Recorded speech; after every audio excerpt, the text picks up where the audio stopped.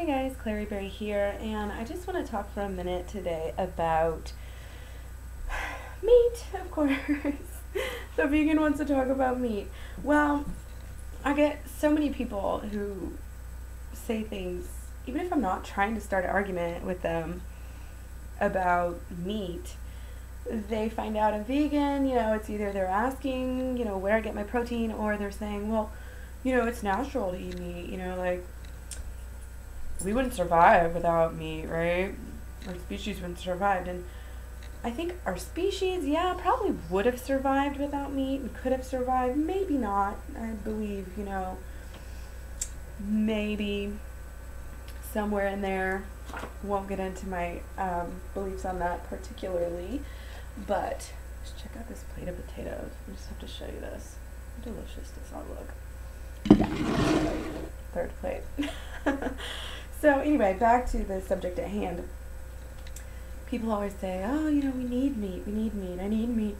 No, you don't. You're just addicted to it. You could survive. I'm surviving. I have some muscles in here.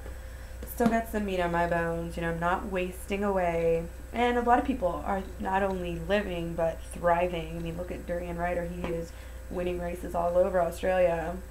And he's been vegan for at least 11 years. So yeah, I don't think people automatically would die without meat, and we can still have muscle. Look at Matt. Oh, I just forget his name. Matt Danzig. Yeah. So anyway, people also just have this really false belief that, oh look, canines. Look how sharp they are. Ha! See, we're carnivores. We're made to eat meat. And, I just want to go over a little bit about this. And this is the 80-10-10 book that I'm kind of looking at. And as I get more and more into veganism, these concepts become more and more clear. First of all, how sharp are those teeth? Yeah, I'm not trying to give you the finger. Your canines are not very sharp. You compare those to your dogs, your cats, any other carnivore out there, totally different. They're a lot sharper. And the fact is that any true carnivore likes to eat. I mean, unless they've obviously had their, I'm looking at my dog down here, they've had their, instincts kind of subdued or taken away from them, then they're going to want to catch animals. It's going to be fun for them. It's going to be an exciting thrill. They're going to like to tear into the meat. They're going to be able to tear into an animal and rip it. They don't chew their food very much at all. If you watch an animal like that eat, a couple of gulps and it's down. Their whole physiology is different. And even when you look at omnivores, it's the same thing.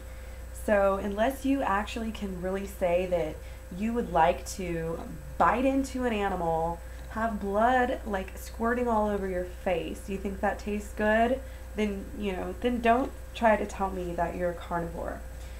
Okay?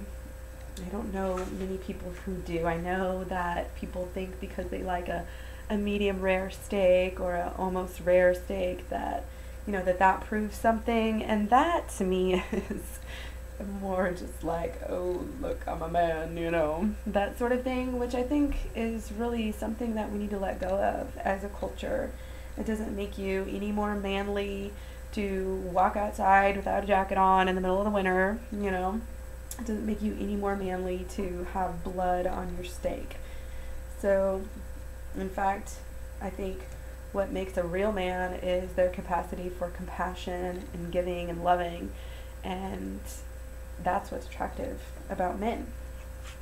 So, yeah, you will also know there's this great list. It's actually on the internet. You can find it if you want to. And I'm just going to go through, for those of you who don't, have access or happen to watch this, it might be easier just to hear some of these things rather than have to look it up. So just letting you know. Carnivores have 4 feet, all of them. They all have 4 feet, and they all walk on 4 feet. Obviously, we don't. Carnivores have tails. Carnivores have rough tongues. I don't know. I didn't know a lot of this stuff. Of course, they have claws. You know, we can't even get into the animals. Even if we tried to rip into an animal, you know, with our hands and with our teeth, we wouldn't be able to. Instead, we have thumbs. These thumbs make us able to open fruit perfectly. Not, you know, not a problem. How easy is it for a dog to peel a banana? It's pretty hard, but gee, I wonder why all of the frugivores have thumbs. Yeah. So in birthing, humans usually have one at a time naturally, and of course carnivores give birth to a litter of babies. Our colons are different. Our intestines are totally different. Our intestines are about 12 times the length of our torso, and that allows us to digest fruit. So carnivores, obviously very different. The mammary glands are different. This I thought was interesting. Humans are actually awake about 2/3 of every day. And carnivores actually sleep most of the day. They sleep from 18 to 20 hours a day. So that's completely flip-flopped. Obviously, we don't eat raw meat. Some crazy people try to argue this, but most people are well aware that we are, you know, gut microbes are not made for us to digest things. We get botulism, E. coli, all sorts of different things that carnivores can handle because they're made to eat raw meat. So, vision, meat eaters don't see in full color, typically. Our meal size is different. If you think about this, the meal size for carnivores is huge. They can eat a whole animal in one sitting. And usually for us, it's much different. A few pieces of fruit is usually enough to make a meal, and we don't have to waste it. Drinking water. We cannot lap up. Carnivores lap. They lap water when they need to drink. Placentas are different. Vitamin C. Carnivores actually manufacture their own vitamin C. We do not. We have to get it from our food. Meat eaters have no lateral movement. They cannot grind the food. They don't even chew. So there's also, you know, the teeth. The dental formula is totally different. Obviously, pointed teeth. They don't just have a couple semi-pointy ones in the front. They have a whole mouth of them. So we don't handle fat well. Meat eaters thrive on a high-fat diet. Saliva. Our saliva is alkaline. Our urine is alkaline most of the time. And of course, dogs, cats, their saliva, other carnivores' saliva is acidic. Okay? Our pH, therefore, is much different as well. So, lots of things. Digestive enzymes, you know, we have certain ones that are there for digesting fruit. That's why they're there. Sugar metabolism. Yeah, this one's big. Glucose and fructose in the fruits fuel our cells without straining our pancreas, unless we eat a high-fat diet. That's key there. Meat eaters don't handle sugar very well at all. So meat eaters, give your dog too much fruit, they will get diabetes. Much easier.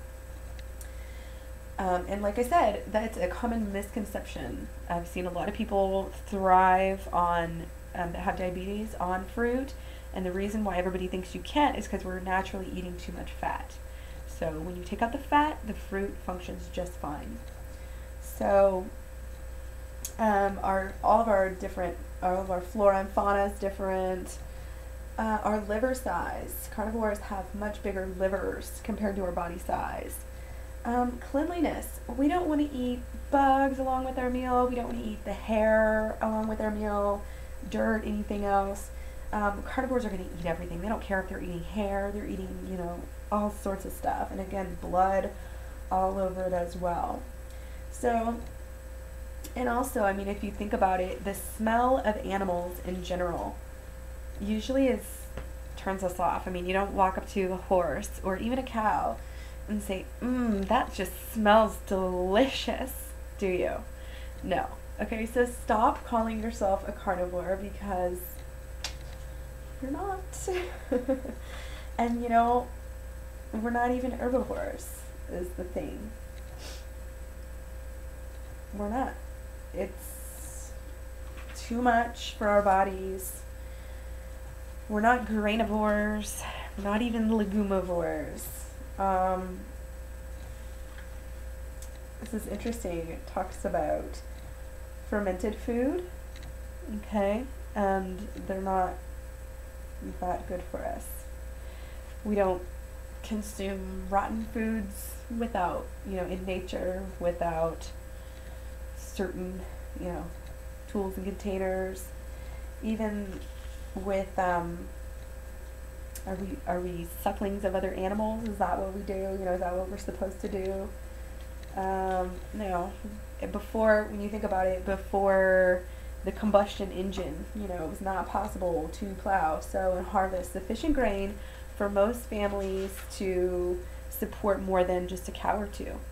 And so giving milk to children was not done year round, not done for a main source of energy or nutrients, except for in the past few hundred years.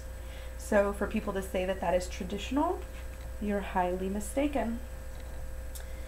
Even nuts, a lot of nuts are encased in a hard shell. It's very hard to get to. And then, of course, there's the omnivore, practice, which, again, there's a lot of differences. When you have, say, bears, they're a prime example of omnivores. They still have the teeth to get the sharp food, to dig into meat if they need to. So all of those kind of arguments are pretty much the same as carnivores.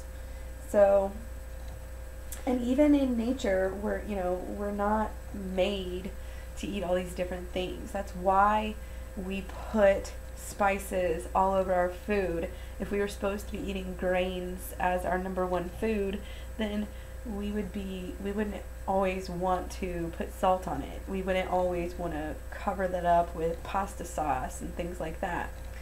And even with cooked potatoes, it's the same thing. I love my rice, I love my cooked potatoes, but it's never satisfying. And it's sad that more people don't know how satisfying that a great meal full of fruit really can be. Because that's what really makes you feel great. That's what really, you don't need to add anything to fruit. That's what we want. And, people will say, oh, well, I just like the taste of meat. Well, yeah, you do after it's been injected with fillers. You like it after it's been fried and cooked. You like it after it's been added a bunch of salt and seasonings, and then usually covered in vegetables or other foods. So if there were no vegetables to go, along with and on top of your meat, I don't think that would be something that you would naturally be gravitated to.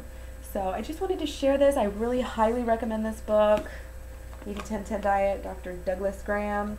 He is, I don't know how old he is. You can't tell how fit he is here, but if you look on YouTube, this guy he's getting up there in age. He's got to be at least 60, I think, by now. And, I mean, dude is fit. He's fitter than me, I'm going to say. And he's been eating a fruit-based diet for a really long time. And I just hate it that there's so much misconception about what is healthy these days and age. People will try to be healthy. They go to Subway, and then they go have just a salad meal, and then they end up getting so hungry by the end of the day that they're ready to binge on a burger, and they don't care, And I just want people to wake up and know what you're eating and take care of yourselves so we can all live a great life, because it really does affect you in your day-to-day basis. So eat your fruit, people. It's what you're made for.